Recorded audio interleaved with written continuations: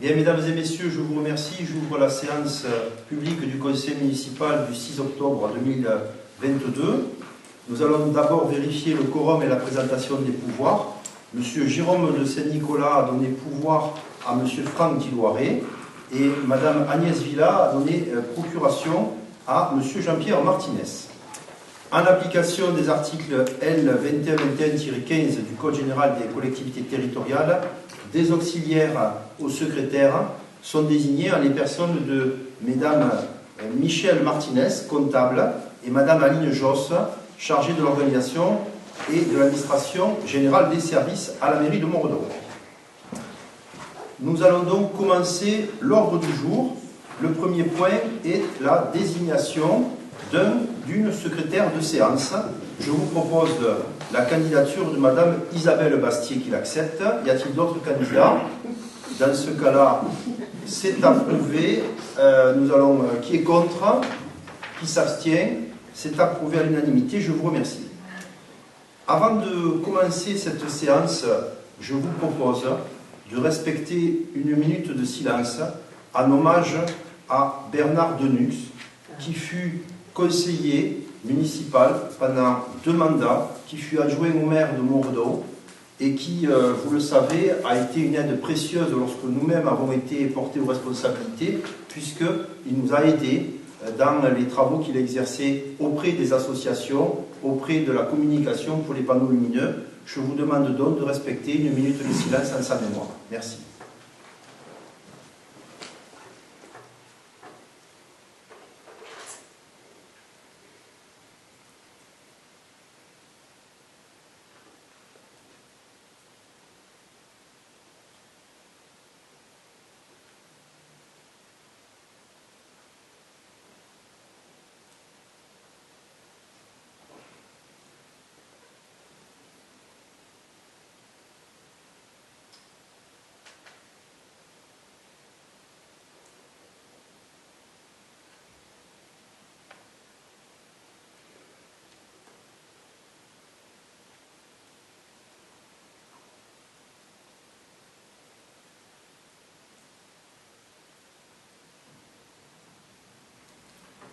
Je vous remercie pour lui.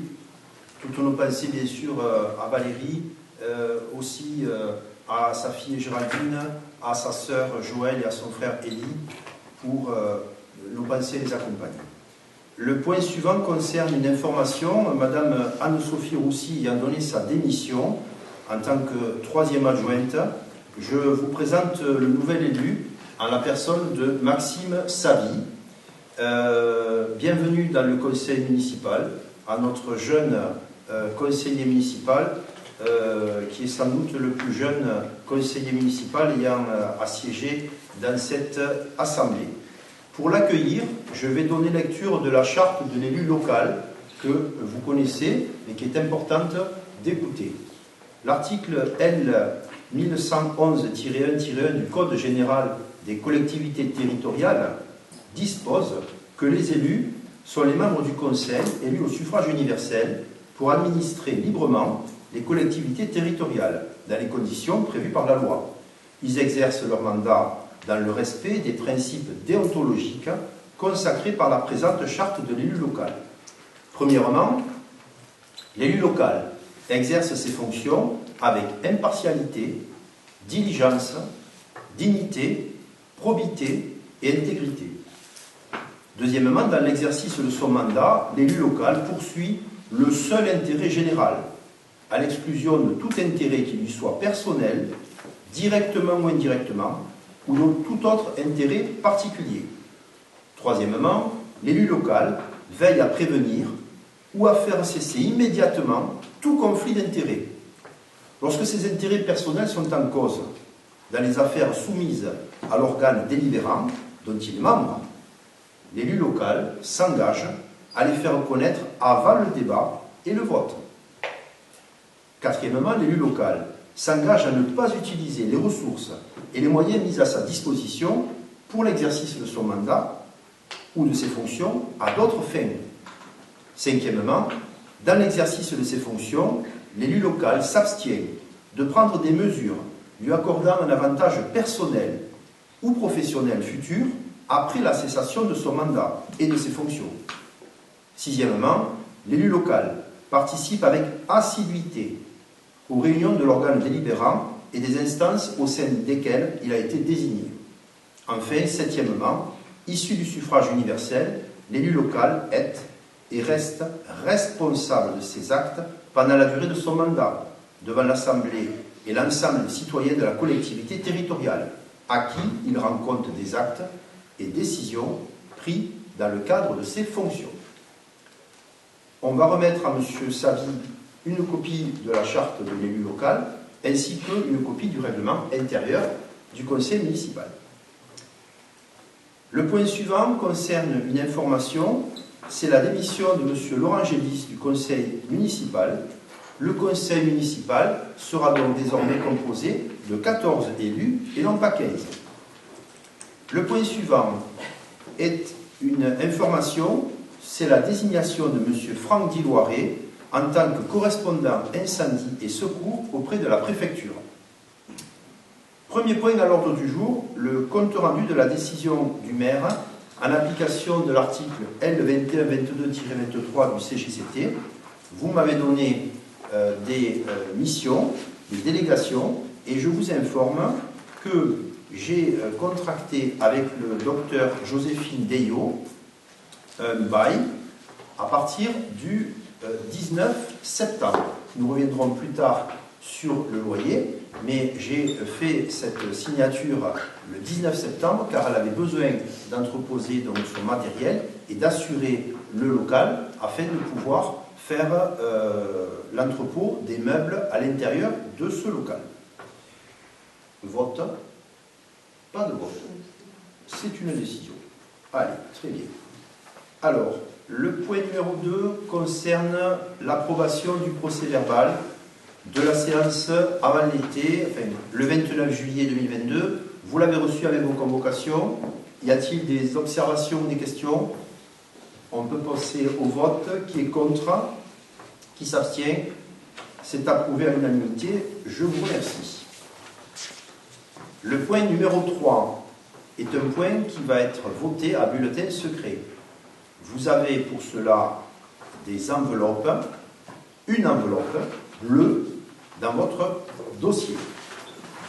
Ce vote à bulletin secret a pour objectif le maintien du nombre d'adjoints suite à la démission de la 3e adjointe. Le 4e adjoint, M. Franck Diloiré, devient donc 3e adjoint.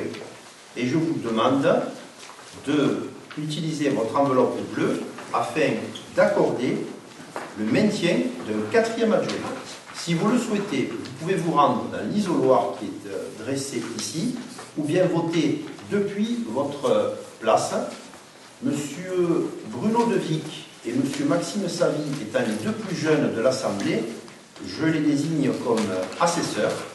Quand vous aurez tous terminé de mettre votre bulletin dans l'enveloppe bleue, M. Devic passera devant vous avec l'urne afin de pouvoir recueillir l'enveloppe. Y a-t-il des questions? Pour ce qui est des procurations. Eh bien, il y a une deuxième enveloppe, normalement. Vous avez deux enveloppes, normalement. Deux enveloppes bleues.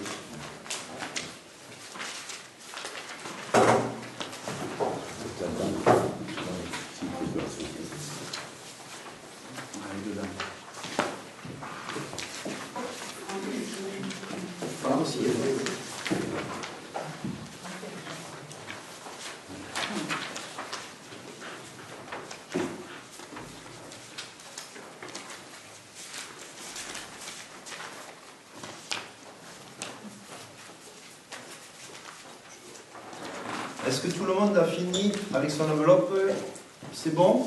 Donc, monsieur Bruno Devic, acceptez-vous de faire le tour avec l'urne? Ça évitera que tout le monde se lève. Alors, vous prenez l'urne, vous commencez par monsieur Savy, vous faites dans ce sens, s'il vous plaît.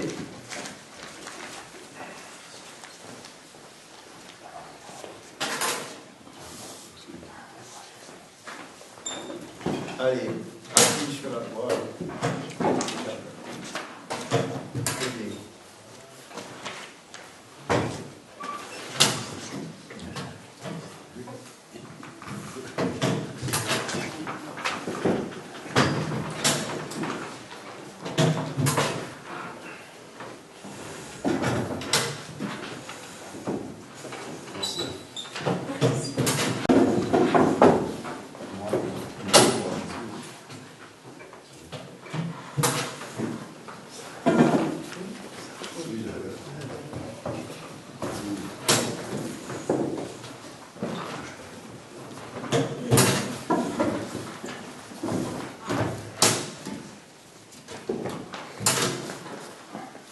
Allez, c'est impeccable. Pas d'objection de personne, on va procéder au dépouillement. Alors avec M. Savi, vous allez venir vous mettre voilà, face au public. On va compter déjà le nombre d'enveloppes, s'il vous plaît. Mettez-vous face au public.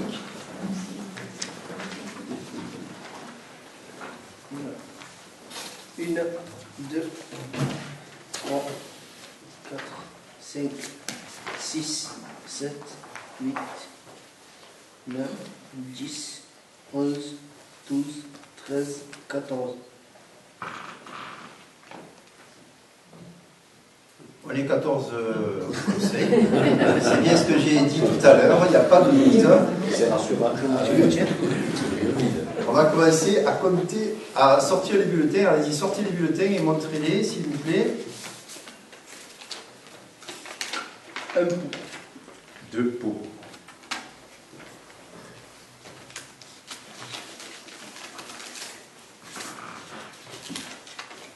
Pour. Pour.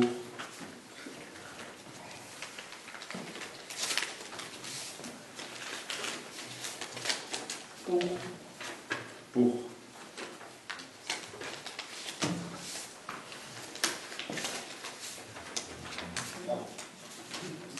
Pour.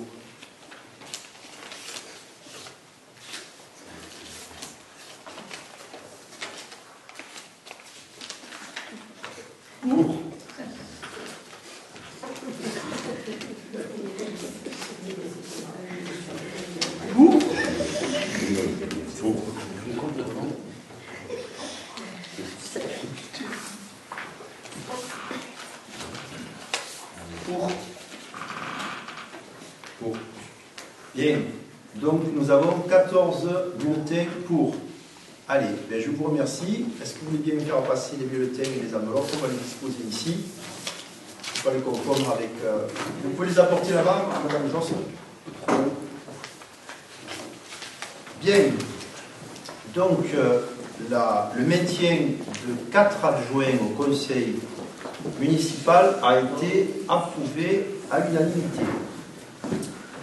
Le point suivant, après le nombre, c'est la désignation du 4e adjoint. Je vous propose la candidature de Christina Pellegrin, qui est actuellement conseillère déléguée au social, aux seniors, à l'inclusion, et qui n'a pas, bien sûr, démérité jusqu'à présent dans son poste. Y a-t-il d'autres candidats? Pas d'autres candidats. Vous avez donc une enveloppe marron dans laquelle vous allez glisser le bulletin et quand vous avez terminé, M. Devic fera à nouveau un petit tour.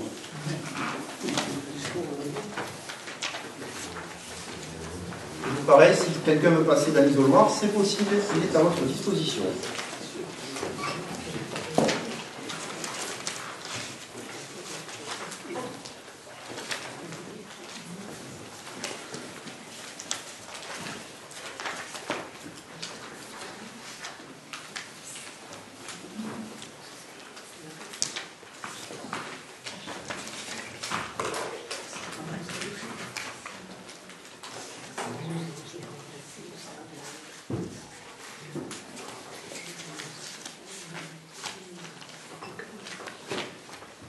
Voilà, si vous êtes tous prêts, M. Devic va passer avec l'urne.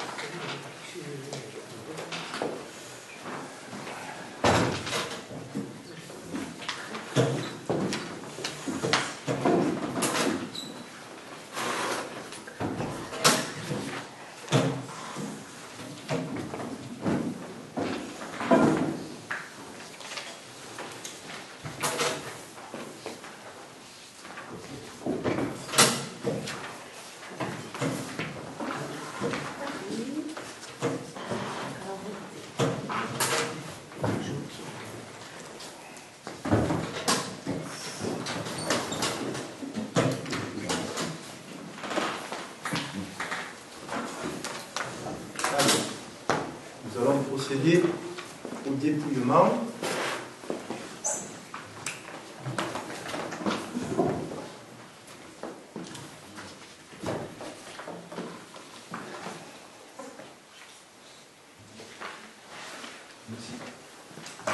Allez, nous allons commencer par compter le nombre d'enveloppes, s'il vous plaît.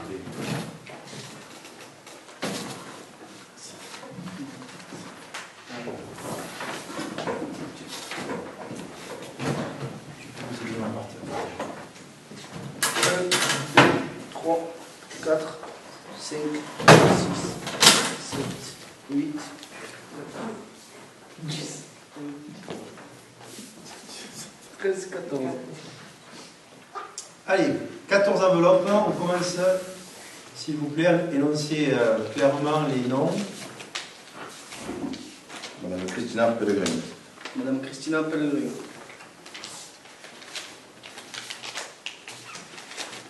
Madame Christina Pellegrin.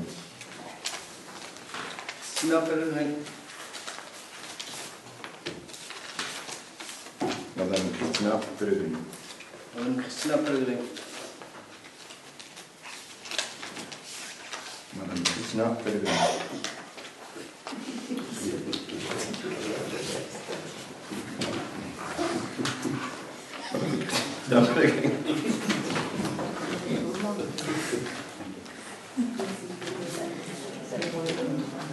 Madame Christina Pellegrin.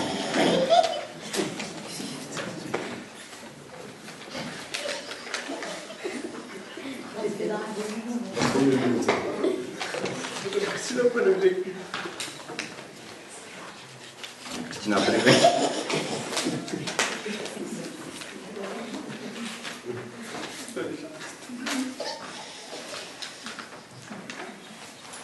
Christina Pellegrin. Bien, on est un peu perdu, vous avez 14 bulletins, Christina Pellegrin, c'est bien ça, messieurs? Oui, c'est ça. Oui. Allez, c'est parfait, tout le monde a bien entendu.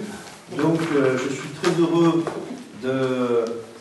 Merci, on vous remercie. Bien sûr, très heureux de profiter de ce moment d'émotion et de joie et de rire partagé. Pour dire que je félicite Madame Pellegrin pour cette élection à l'unanimité, ce qui est assez rare, et lui dire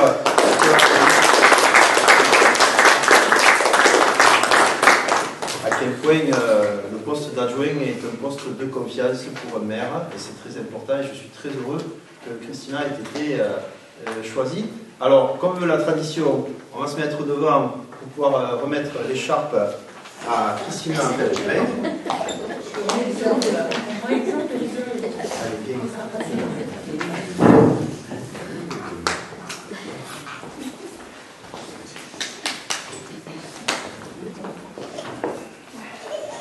Voilà. Alors, voilà.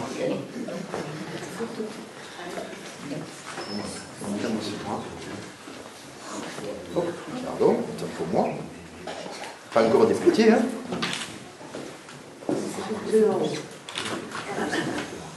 Voilà.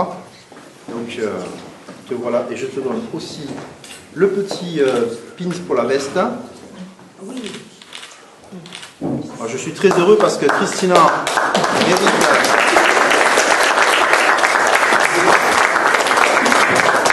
C'est un juste retour des choses parce qu'il y a 2 ans, Christina Pellegrin me remettait mon écharpe de maire en tant que doyenne de l'Assemblée. Et là, maintenant, c'est moi qui en remets une, donc je suis très heureux. Voilà. Allez, merci.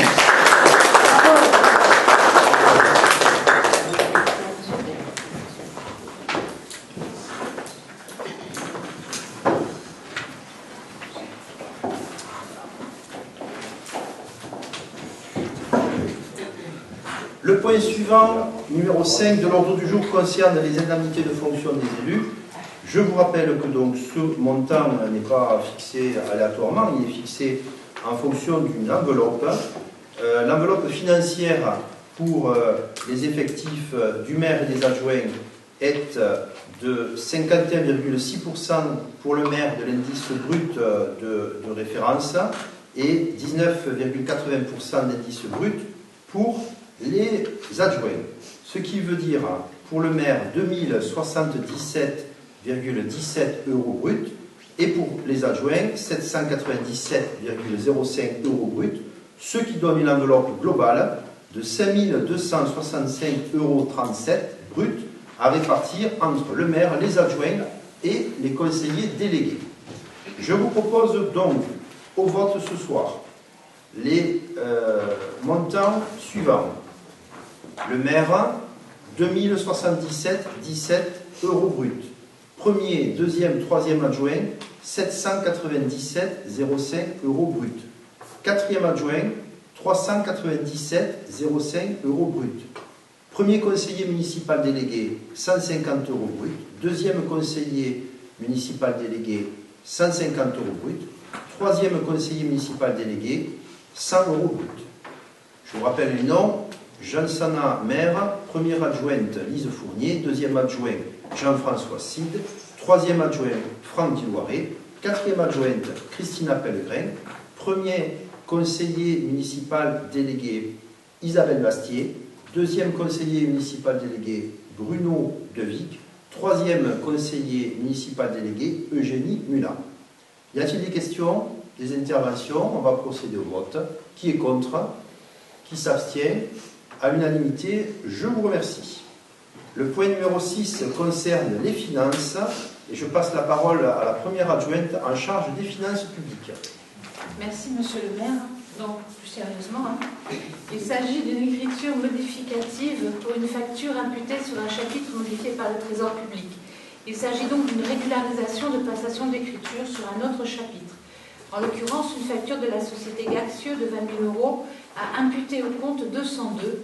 De la même façon, une opération d'ordre de 3 380 euros doit être inscrite au crédit de l'article 6811 042.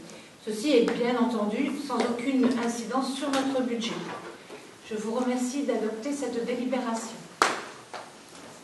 Y a-t-il des questions, des interventions? Il n'y en a pas. Dans ce cas-là, on va procéder au vote. Qui est contre? Qui s'abstient? C'est approuvé à l'unanimité. Je vous remercie.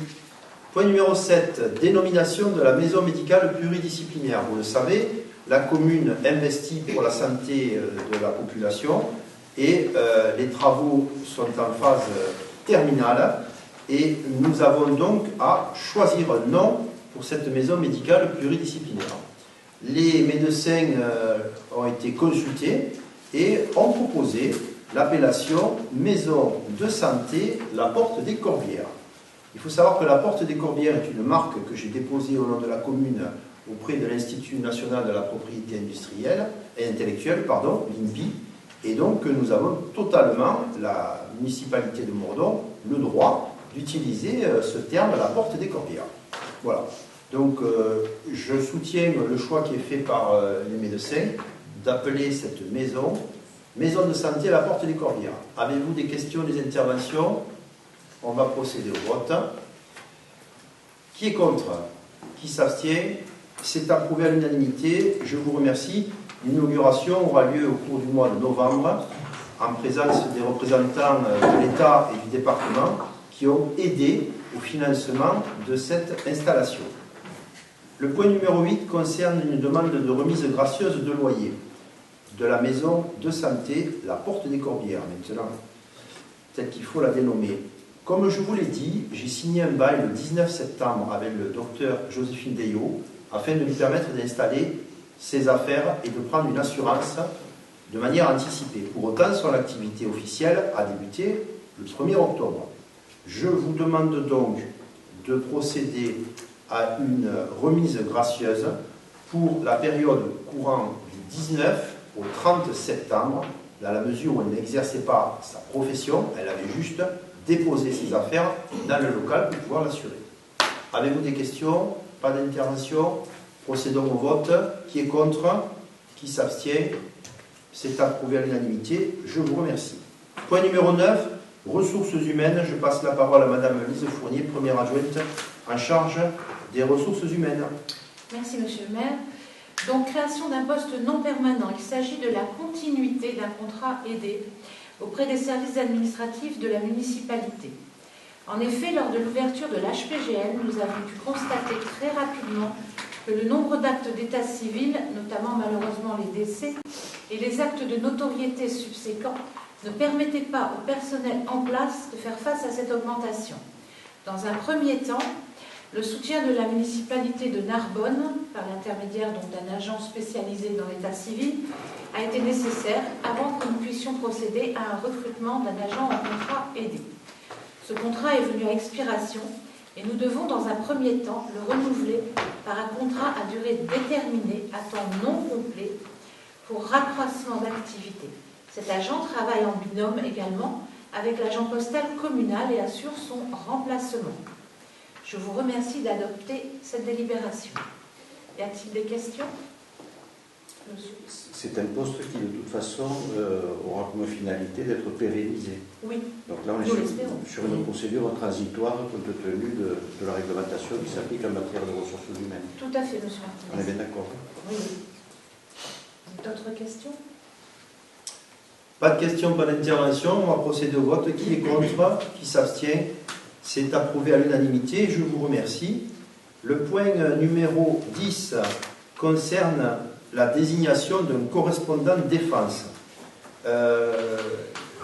Nous avons donc à désigner un correspondant défense. Quelles sont les missions du correspondant en défense? Il organise la politique de défense. Il s'agit d'informer les citoyens sur la politique de défense de la France. Cette information porte sur l'ensemble des actions et des évolutions du ministère de la Défense, sur ces sujets et sur les enjeux liés à la protection des citoyens. Les connaissances nécessaires leur sont transmises par l'État.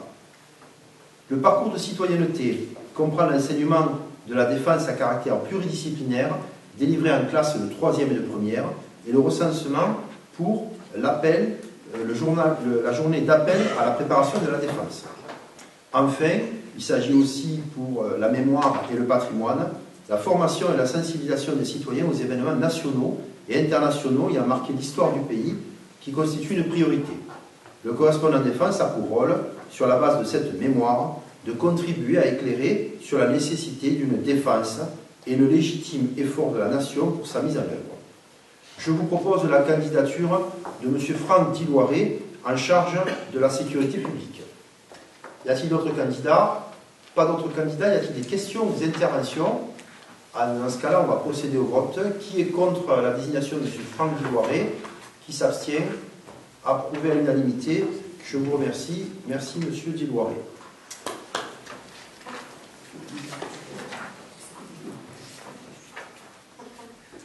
Le point suivant concerne le transfert du bureau de vote.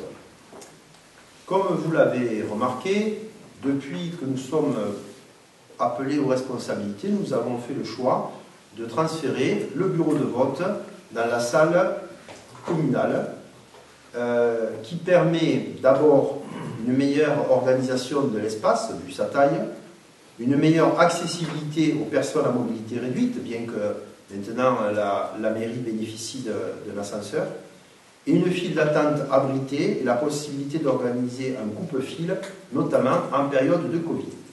Donc en vertu de l'article 40 du Code électoral, un arrêté préfectoral sera notifié afin d'entrer en vigueur en janvier de l'année suivante. Sauf situation politique exceptionnelle, il n'est pas prévu d'élection en 2023. Les prochaines élections sont en 2024 pour les européennes, mais malgré tout, cet arrêté préfectoral rentrera en application le 1er janvier 2023. Avez-vous des questions, des interventions? On va procéder au vote. Qui est contre? Qui s'abstient? C'est approuvé à l'unanimité. Je vous remercie. Le point numéro 12 concerne l'intercommunalité. Le Grand Narbonne refait son site internet, celui d'Espace de Liberté et celui de l'Office de tourisme, Côte du Midi. Et à l'occasion de la création de ces 3 sites internet, il propose aux communes, aux 37 communes du Grand Narbonne, la possibilité de bénéficier du travail qui est fait pour ces 3 sites afin de pouvoir réformer, refonder les sites internet des 37 communes. Notre site internet est vieux, il fonctionne mal et nous avons beaucoup de peine à l'alimenter correctement. Il faut savoir que la création de nos sites internet, c'est entre 5 et 8 000 euros pour le plus petit bout. Et donc la mutualisation qui est proposée par le Grand Narbonne permet de baisser les coûts. La société Simeos est en charge de la réalisation de cette prestation. Ce nouveau site internet, si nous le décidons ce soir, permettra aussi d'avoir des informations qui seront croisées entre les différentes communes. Les agendas de Montredon pourront être proposés sur les sites des autres communes si ce partage se fait. Le nouveau site comportera un moteur de recherche interne, une gestion des actualités, un agenda, un trombinoscope des élus, un mode formulaire pour joindre la municipalité. Il pourra aussi activer un module offre d'emploi, une carte interactive de la commune, une photothèque vidéothèque et un module de concertation citoyenne. Le prix de base de cette prestation, 225 € hors taxe pour la création, payable une seule fois. Hébergement annuel, 200 € par an, hors taxe. Et la maintenance du site, à partir de la 2e année, 225 € par an. Ce qui veut dire que la première année, nous aurons à payer donc 425 € hors taxe, ainsi que les années suivantes, ce qui est, en termes de coût, quelque chose de très très faible. Il y a la possibilité, bien sûr, d'opter pour des options, notamment la création d'une arborescence spécifique. Néanmoins, pour avoir participé à 3 réunions sur le sujet, je peux vous dire que le site tel qu'il sera mis en place début 2023 sera véritablement de qualité et sans commune mesure avec ce que nous avons actuellement. Avez-vous des questions ou des interventions? Il n'y en a pas. On va procéder au vote. Qui est contre? Qui s'abstient? C'est approuvé à l'unanimité. Je vous remercie. Le point numéro 13 concerne la petite enfance. Et je passe la parole à Madame Lise Fournier, première adjointe. Je vous remercie, Monsieur le maire. Donc, il s'agit de la convention du projet éducatif territorial, PEDT. Depuis 2014, la loi prévoit que soit mis en place un projet éducatif territorial entre les municipalités, le corps enseignant et le périscolaire. Celui-ci permet l'organisation de l'activité périscolaire dans la continuité de l'enseignement de l'école maternelle et primaire, dans un souci de cohérence, de qualité et d'attractivité. Pour cela, des réunions préparatoires ont eu lieu avec les services de Léo Lagrange, nos agents assurant le périscolaire, notre chargé de l'organisation et de l'administration des services et l'élu en charge des écoles, ce qui a permis d'aboutir à un projet éducatif territorial très intéressant qu'il s'agit de pérenniser pour l'année 2022-2023. Il a d'ailleurs été validé par le comité technique du groupe d'appui départemental le 31 mai 2022. Je vous remercie donc d'adopter cette délibération. Avez-vous des questions, des interventions? On va procéder au vote. Qui est contre? Qui s'abstient? C'est approuvé à l'unanimité. Je vous remercie. Il s'agissait du dernier point de l'ordre du jour. Quelques informations municipales. Tout d'abord, je vous informe être allé chez le notaire pour acheter pour l'euro symbolique une parcelle restant au CDR sur le lotissement des Coquillières. Le lotissement des Coquillières, vous le savez, a été créé à partir de 2006 et le CDR avait toujours dans sa propriété une parcelle qui se situe au fond de la rue de la Combe du Puy quand on arrive dans le sens unique et quand on redescend avant la première maison. Et ils nous ont rappelé que l'ancienne municipalité avait délibéré en 2018, me semble-t-il, pour acheter cette parcelle pour l'euro symbolique. Donc il s'agissait juste de régulariser une situation donc, qui avait été décidée. Et donc cette parcelle est donc maintenant une parcelle communale.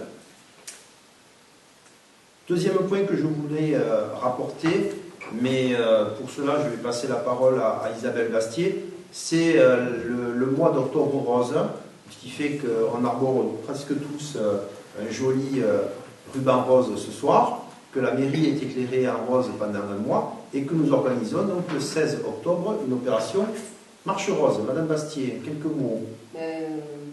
On vous attend dimanche 16 octobre à partir de 9h. Cette année, on se lève un petit peu plus tôt. À partir de 9h, donc, avec le café, le sourire, pour ceux qui sont devenus des traditionnelles randonnées d'Octobre Rose, balade comptée dans le village avec l'incontournable Péroben. Voilà, et donc un moment de partage et convivial. Voilà, donc on compte sur vous. Cette année à nouveau, la campagne du don se fera en faveur de la Ligue contre le cancer, comme l'année dernière. Voilà. Rien de très nouveau, sinon c'est une jolie petite surprise. L'EHPAD, la résidence de la Tour donc, se propose de préparer des petits biscuits roses, probablement, qui seront remis aux élus le vendredi 14, dans la matinée, à l'occasion d'un petit apéritif, j'imagine, une petite cérémonie. Voilà. C'est leur façon de participer à la vie de la commune. Voilà. Merci. Donc, dimanche 16 octobre, vous avez l'affiche là. Vous allez bientôt avoir le flyer dans la boîte aux lettres. Vous aurez aussi un autre flyer dans votre boîte aux lettres. C'est une information qui concerne les déclarations de fissures. Vous le savez, la municipalité entend comptabiliser le nombre de personnes qui ont souffert cet été de fissures apparues suite au retrait de terres argileuses notamment, afin de pouvoir faire une déclaration à la préfecture et d'éventuellement obtenir le classement de la commune en zone impactée.